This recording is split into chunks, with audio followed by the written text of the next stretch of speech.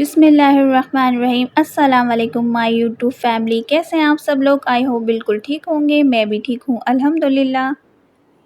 Vlog start हो रहा है मॉर्निंग से और मैंने नाश्ते में बनाया था पूरियाँ और अंडे फ्राई करे थे और चाय बनाई थी। इसका हम नाश्ता कर रहे हैं। नाश्ते से फ़ारिग होने के बाद घर की क्लीनिंग करेंगे, झाड़ू पोछा और डस्टिंग वगैरह। और आज मैं अपनी बाथरूम की क्लीनिंग करूँगी। तो मैं अपने बाथरूम की किस तरह से क्लीनिंग करती हूँ, मेरे साथ रहिएगा, फुल वीडियो वॉच करिएगा। घर की क्लीनिंग के साथ साथ बाथरूम की भी क्लीनिंग करूँगी और आपको दिखाऊँगी किस तरह से मैं अपने बाथरूम की क्लीनिंग करती हूँ। क्योंकि हम घर की क्लीनिंग और फ्रिज की क्लीनिंग, किचन की क्लीनिंग तो दिखा देते हैं लेकिन बाथरूम क्लीनिंग नहीं दिखाते। तो मैं किस तरह से अपने बाथरूम की क्लीनिंग करती हूँ आपको दिखाऊँगी। आपने क्या करना है, फुल वीडियो को वॉच करना है। और साथ ही चपली कबाब की रेसिपी भी शेयर करूंगी। तो वीडियो बहुत ही मज़ेदार होने वाली है, तो मेरे साथ रहिएगा। और जिन्होंने अभी सब्सक्राइब नहीं किया तो प्लीज़ पहले सब्सक्राइब कर दें और वीडियो पसंद आती है तो लाइक, शेयर और कमेंट्स करना मत भूलिएगा। नाश्ता करने के बाद, किचन को समेटने के बाद, बर्तन वगैरह धोने के बाद मैं आ गई थी झाड़ू लगाने के लिए। पूरे घर की मैंने झाड़ू लगाई, दोनों कमरों की, टीवी लॉन्च की झाड़ू लगाई, उसके बाद पोछा लगाया और अब मैं डस्टिंग करूँगी। यही वो छोटी-छोटी आदतें होती हैं जो हमारे घर को साफ़-सुथरा और ऑर्गेनाइज़ रखती हैं। तो इस तरह से मैंने सफाई कर ली थी, साफ़-सुथरा चमक गया था मेरा घर। अगर कोई मेहमान भी आ जाएँ तो मुझे कोई टेंशन नहीं होगी क्योंकि मेरा घर ऑलरेडी साफ़ होगा। अचानक मेहमान आ जाते हैं तो बहुत ज़्यादा परेशानी होती है। तो सुबह के वक़्त ही आप साफ़-सुथरा और घर को साफ़-सुथरा रख लें तो आपका पूरा दिन बहुत आराम से और सुकून से गुज़रेगा। झाड़ू पोछा लगाने के बाद डस्टिंग भी बहुत ज़्यादा ज़रूरी है क्योंकि डस्टिंग अगर ना हुई हुई हो तो लगता ही नहीं है कि घर को साफ़ किया है। एक-एक चीज़ पे मट्टी लगी हुई हो, बहुत ही ज़्यादा बुरा लगता है। तो डस्टिंग भी करना बहुत ज़्यादा ज़रूरी है।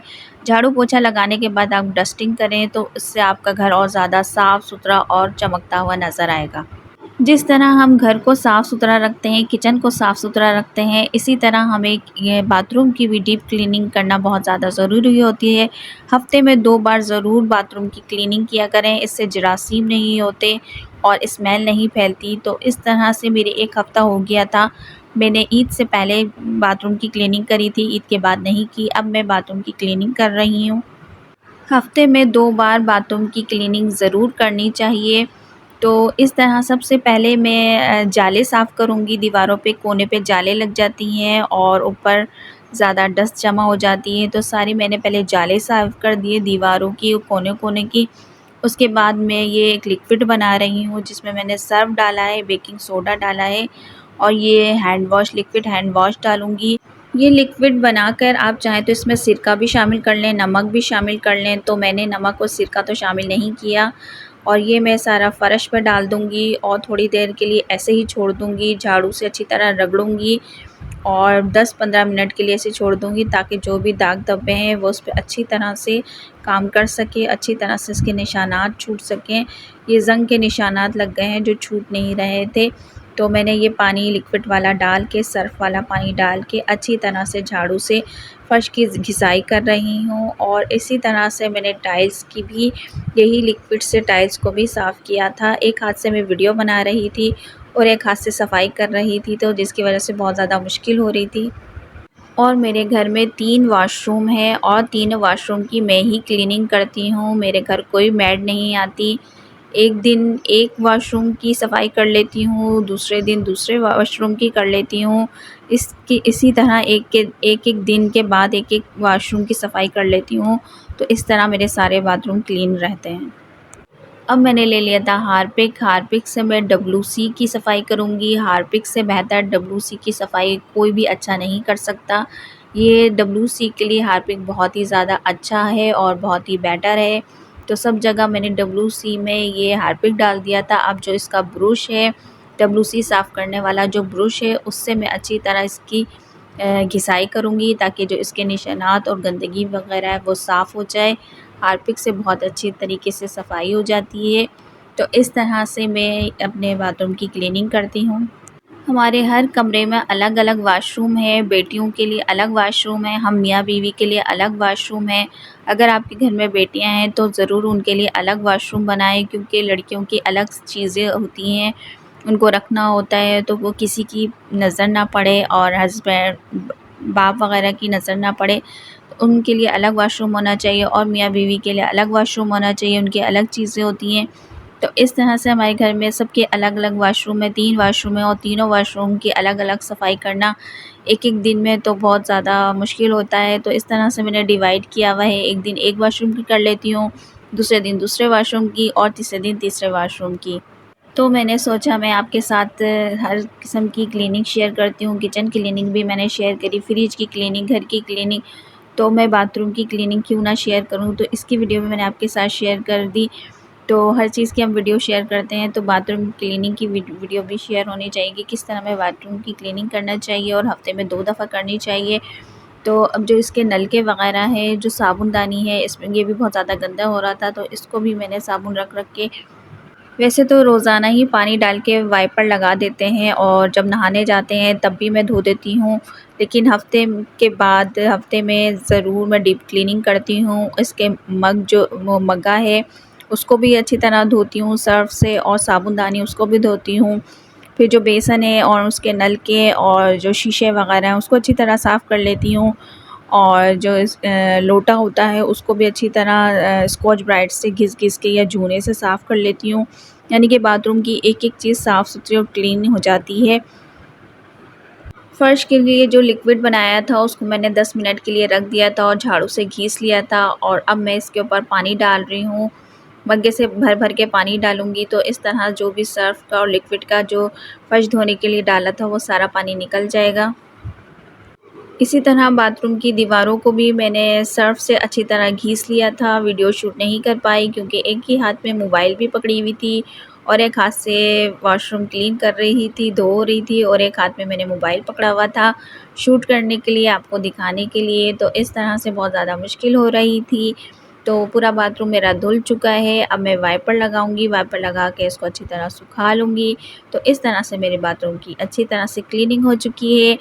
बाथरूम साफ़-सुथरा और क्लीन चमकता हुआ हो तो दिल को सुकून मिलता है और जरासीम से भी पाक रहते हैं, बच्चे भी और हम भी। तो इस तरह से मेरी बाथरूम की क्लीनिंग हो गई थी और अब आ गई थी मैं किचन में। बाथरूम क्लीन करने के बाद थोड़ी देर मैंने आराम किया था, लेट गई थी क्योंकि बाथरूम क्लीन करने में बहुत ज़्यादा थक गई थी। उसके बाद आराम करने के बाद मैं किचन में आई थी क्योंकि आज मुझे बनाना था चपली कबाब, उसकी रेसिपी आपके साथ शेयर करूँगी। चपली कबाब बनाने के लिए मैंने आधा किलो कीमा ले लिया था। चर्बी थोड़ी-सी इसमें चर्बी भी शामिल की हुई कीमा है ये और इसको अच्छी तरह धो लिया था, इतना कि इसका सारा पानी निकल जाए। पानी इसमें बिल्कुल भी नहीं होना चाहिए वरना हमारे जो चपली कबाब है वो टूट जाएँगे। और मैंने अदरक लहसुन का पेस्ट डाला था 2 चम्मच और प्याज को भी मैंने बारीक-बारीक चॉप कर ली थी और उसको मुट्ठी से निचोड़ के इसका सारा पानी निकाल लिया था प्याज का। और ये बग़ैर पानी वाला प्याज है, इसमें हरी मिर्चें भी मैंने बारीक-बारीक काट ली थी, हरा धनिया भी काट के डाल दिया था और टमाटर भी काट के डाला था और टमाटर का जो भी एक्स्ट्रा पानी था वो भी निकाल लिया था।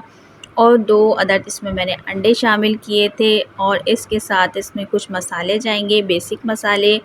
इसमें मैंने आधी चम्मच के करीब हल्दी डाली थी, 1 चम्मच के करीब मैंने लाल मिर्चें डाली थी और 1 चम्मच कुटी हुई मिर्चें डाली थी, नमक शामिल किया था 1 चम्मच और धनिया पाउडर शामिल किया था, ज़ीरा पाउडर शामिल करा था। तो ये सारे बेसिक से मसाले शामिल कर और सारे मसाले डालने के बाद इसमें मैं गोश्त गलाने का पाउडर भी शामिल करूँगी। कचरी पाउडर है वो शामिल कर लें आप, ये ऑप्शनल है, अगर आप चाहें तो गोश्त गलाने वाला पाउडर भी डाल सकती हैं। तो इस तरह से मेरा ये गोश्त गलाने का पाउडर था, कचरी पाउडर शान का, तो ये भी मैंने इसमें 1 चम्मच डाल दिया था ताकि अच्छे से गोश्त गल जाए और जो हमारा कीमा है वो गल जाए और चपली कबाब हमारे बहुत ही अच्छे से सॉफ़्ट से बने। तो बहुत ही सॉफ़्ट मज़ेदार बने थे और जो इसका जो गोश्त है बहुत अच्छी तरह गल चुका था इस पाउडर की वजह से। और बाइंडिंग के लिए मैं इसमें शामिल करूँगी 2 चम्मच के करीब कॉर्नफ्लावर, आप चाहें तो इसमें आटा भी शामिल कर सकते हैं, तो ये हमारे बाइंडिंग के काम आएगा।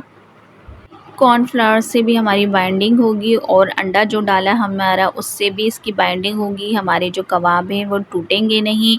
और दूसरी टिप्स ये कि पानी बिल्कुल भी नहीं होना चाहिए, ना प्याज में, ना टमाटर में और ना ही गोश्त में। अगर ज़रा भी पानी होगा तो हमारे जो कबाब हैं वो टूटने लग जाएंगे और टूट के कीमा बन जाएंगे। तो इस तरह से सारी चीज़ें डालने के बाद उसको अच्छी तरह से मिक्स करना है, मसल के, और ताकि ये सारी चीज़ें यकजान हो जाएं, मिक्स हो जाएं। और फिर इस तरह से अच्छी तरह मिक्स करने के बाद इसको हम कबाब की शेप देंगे। चपली कबाब जो आम कबाब होते हैं उससे ज़्यादा बड़े होते हैं, पतले होते हैं, चपटे होते हैं और बड़े-बड़े होते हैं। तो इस तरह से हम उसको बड़े-बड़े करके चपली कबाब की शेप देके उसको फ्राई कर लेंगे। बहुत से लोग इसको कच्चे कीमे के कबाब भी कहते हैं, चपली कबाब भी कहते हैं, कोई चप्पल कबाब कहता है। तो इस तरह से मुख्तलिफ़ नाम है इसके। अच्छी तरह से सारा बैटर अच्छी तरह मिक्स करने के बाद अब मैं इसके कबाब की शेप दे लूँगी और इसमें आप 1 चम्मच घी भी शामिल कर लें इस मिक्सचर में, तो आपके जो कबाब है बहुत ही जूसी और सॉफ्ट बनेंगे। इस तरह से बड़े-बड़े मैंने शेप में पूरे हाथ के बराबर बड़े-बड़े बना लिए थे। अब मैं इसको फ्राई कर रही हूँ और अगर आप चाहें तो ऊपर से एक टमाटर का जो स्लाइस होता है वो भी इसके अंदर दबाकर लगाकर उसको भी फ्राई कर सकते हैं। वो भी तरीका है, लेकिन मैं टमाटर नहीं लगा रही, मैं ऐसे ही फ्राई कर रही हूँ। तो इस तरह से सारे बना के मैंने एक प्लेट में रख लिए थे और एक साथ ही फ्राई कर लूँगी। तो ये थी चपली कबाब की रेसिपी और आज का व्लॉग आप लोगों को पसंद आया हो तो लाइक, शेयर और कमेंट्स करना मत भूलिएगा और मेरे चैनल पे नए हैं तो सब्सक्राइब ज़रूर कर दीजिएगा। मिलते हैं नेक्स्ट व्लॉग में नए टॉपिक के साथ। तब तक के लिए अपना बहुत ज़्यादा ख्याल रखिएगा, मुझे दुआओं में याद रखिएगा। Thanks for watching. अल्लाह हाफ़िज़।